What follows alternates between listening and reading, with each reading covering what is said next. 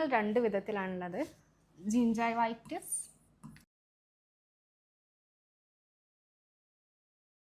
And periodontitis.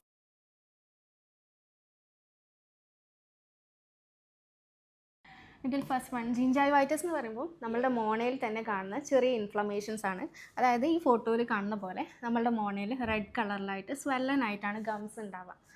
മാത്രമല്ല ചിലർക്ക് ഭക്ഷണം കഴിക്കുമ്പോഴോ അല്ലെങ്കിൽ ബ്രഷ് ചെയ്യുമ്പോഴൊക്കെ ആയിട്ട് ഗംസിൽ നിന്ന് ബ്ലീഡിങ്ങിൻ്റെ പ്രശ്നവും ഉണ്ടാവാറുണ്ട്.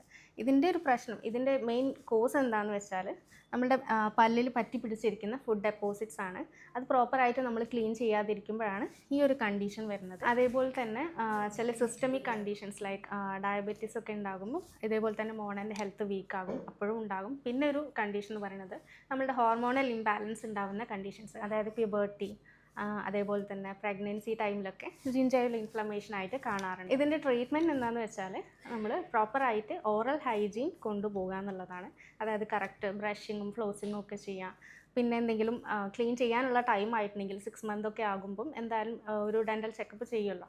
അപ്പോൾ 6 month കൂടുമ്പോഴോ അല്ലെങ്കിൽ ഇയർലി വൺസ് ഒക്കെ ആയിട്ട് നമ്മളൊരു ഡെൻ്റൽ ക്ലീനിങ് ഒക്കെ ചെയ്ത് പോയിട്ടുണ്ടെങ്കിൽ ഒരു പരിധി വരെ ഇങ്ങനത്തെ കണ്ടീഷൻസ് നമുക്ക് സ്റ്റോപ്പ് ചെയ്യാൻ പറ്റും. പിന്നെ സിസ്റ്റമിക് കണ്ടീഷൻസ് എന്തെങ്കിലും ഉണ്ടെങ്കിൽ അതിൻ്റെ ട്രീറ്റ്മെൻറ്റും കൂടെ എടുത്തിട്ടുണ്ടെങ്കിൽ നമുക്കത് കംപ്ലീറ്റ്ലി റെഡി ആയി കിട്ടുള്ളൂ.